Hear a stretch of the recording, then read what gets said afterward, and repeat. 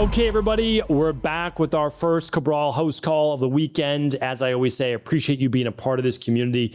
Really does mean the world to me. One of my favorite things to be able to do, my team knows this, is to be able to read, research, write, and record. So this is the recording part of that. But of course, all of the podcasts Monday through Friday really come from the reading and research that I'd love to do, that I've been doing now for 30 years. It's crazy, but it's been 30 years since I basically first picked up these health books. You know, that was 30 years ago that I said, I'm not finding the answers through conventional medicine or allopathic medicine, and I don't know where else to turn. And this was in the 90s, right? So I had to go to libraries. That was the truth. And there was no Amazon. And so, things took a lot longer back then. And I always said, if I was able to figure it out, that I would share it with the world. And I didn't know that would turn into the Cabral Concept podcast, the Rain Barrel Effect, and all that. But it's just been a natural progression of simply wanting to help people. In the beginning, it was helping people with nutrition and exercise, personal training and strength and conditioning. And then after that, of course, in an integrative health and functional medicine practice as a doctor of naturopathy. But it never stops. And I hope that it never does. I mean, I want to be able to do this for the next, God willing, 35, 40 years of my life, maybe more. We'll see, right? We'll see how all of these high performance health and anti-aging protocols work. All right, let's dive into the show though. If you want to follow along with the questions, stephencabral.com/3389. That's today's show. Let's dive in. All right. First question is from Felicia. Felicia says, hi, Dr. Cabral. What are your thoughts on this magnesium supplement? Magnesium biglycinate. Fillers are microcrystalline cellulose, dicalcium phosphate, anti-caking agents such as silicon dioxide and magnesium stearate. Coating agents, methyl cellulose and glycerol. Worth taking, or should I look for another one? Thanks for your help. Okay. So let me explain all of them. So microcrystalline cellulose and dicalcium phosphate. Dicalcium phosphate is not necessarily part of it. Microcrystalline cellulose is called a vegetable capsule. So some companies, that's what we do at Equilife. We list it as microcrystalline cellulose because that's what you're supposed to do by the FDA. But it just means vegetable capsule. And then the hydroxypropyl methyl cellulose is part of that as well. So that's part of the microcrystalline that is part of the vegetable capsule. Glycerol is typically a preservative, more natural preservative. And then the anti-caking agents, silicon dioxide and magnesium stearate, we don't use those. We prefer to use a little bit more of a natural one, which would be like a rice hull or something like that. But you need something with the ingredients in order, as I said, not to make it clump. And so what it enables you though, is that each capsule has a relatively similar dosage. So if the magnesium says that one capsule is 120 milligrams, one might be 115, the other is 125, but you're right around always that, and that's difficult to get if you don't use something. I prefer not to use silicon dioxide or magnesium stearate. Some companies do. I think you want to be careful with getting a lot of that into your system. A little bit, probably no big deal, honestly, but a lot, not ideal. So the magnesium supplement that we use though, if you just want a magnesium glycinate that only has that one ingredient, basically, it's clean, you could go with Calming Magnesium over at stephencabral.com/shop. Or if you like the capsules, that's what I do. And that's full spectrum magnesium. That's the best way to absorb it, is the full spectrum. So that's stephencabral.com/shop. And you can just type in magnesium and you'll find those products. All right. Hopefully that was helpful. But again, now you know also how to read the ingredients, which is, I think, very important as well. Audrey's up next. Hi, Dr. Cabral. Thank you for being my go-to person for all of my health questions. Thank you, Audrey. Appreciate that. What are your thoughts on taking creatine while pregnant? I'm going to keep strength training throughout my pregnancy, and I'm hoping this helps while maintaining some muscle. I've read great things about it helping moms and baby, and want to know what you think. I know you can't give medical advice. Yes, I can't give medical advice, right? So no medical advice, no medical treatment plans, cures, or diagnosis. But I am probably more conservative than many when it comes to women and supplementation during pregnancy.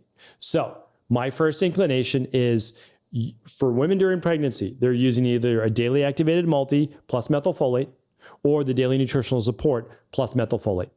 That is now their great prenatal vitamin. Okay. After that, they're going to use omega-3s, 2 soft gels a day, without a doubt. Okay. After that, what else are they using? Daily probiotic support for a healthy gut. Okay. What about after that? Going to use vitamin D3. Make sure that their levels are optimal. 4,000 to 5,000 IUs a day. It's about 100 to 100 micrograms per day. Okay. So like that's my minimum. And then when they make it into their last trimester, they're usually adding in an iron supplement because they are functionally most likely anemic. So that's very important. Those are my minimums for women during pregnancy. Now, there's more that you could use, right? Without a doubt.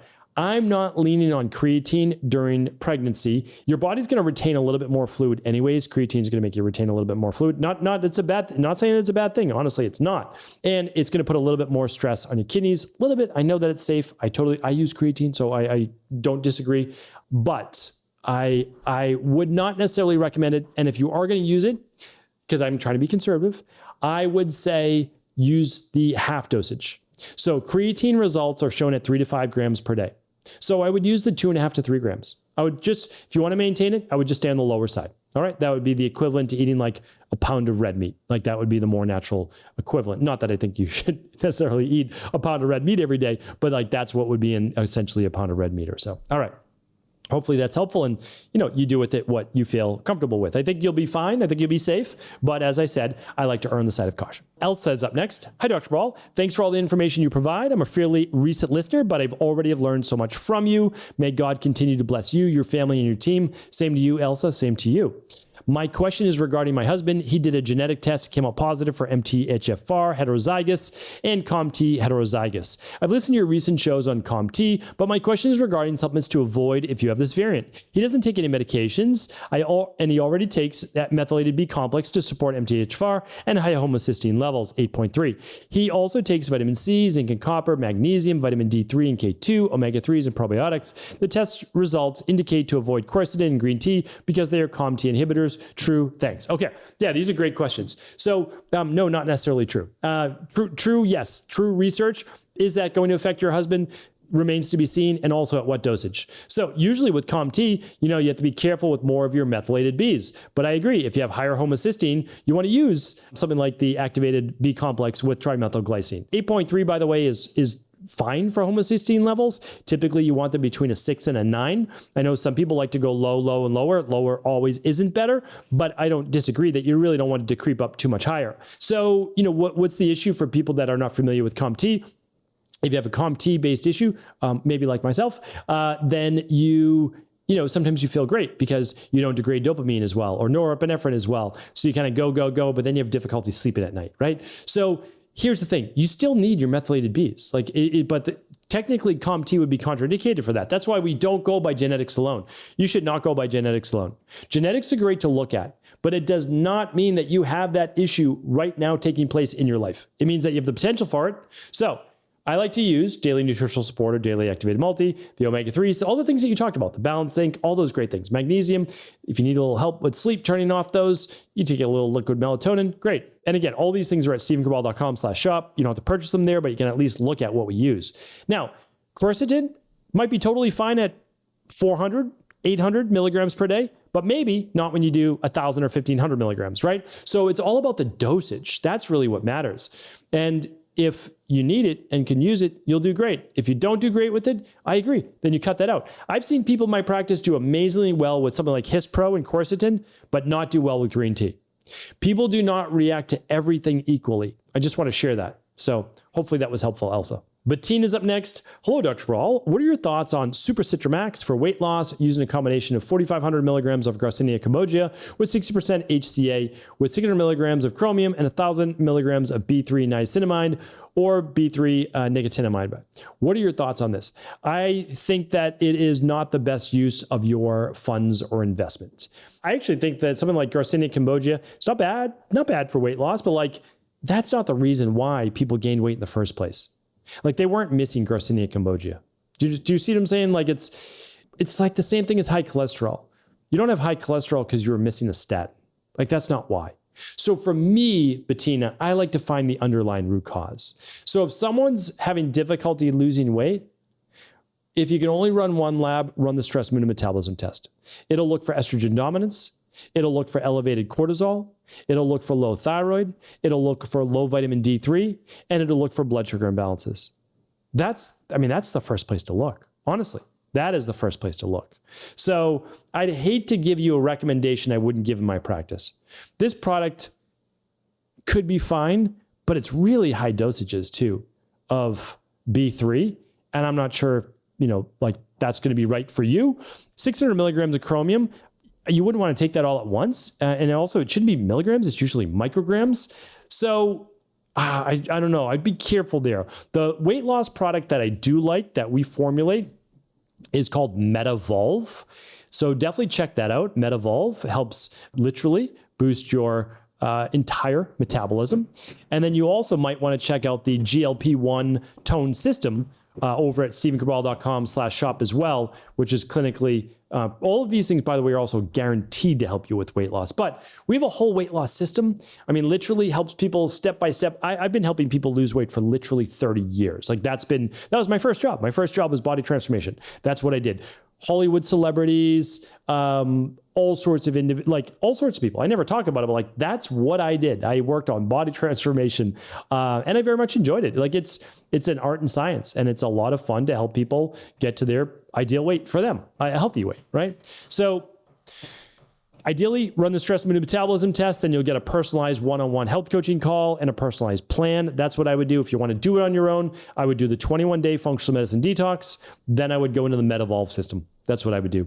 And you can find that at stephencabral.com/shop. That's what we do in our practice. All right, Hannah is up next and will probably be our last question for the day. Hi, Dr. Ball. I wrote in when you said the queue was closer to 2 to 3 weeks, and I haven't heard my question yet. So this is in case my question got lost. Yes, please do write in.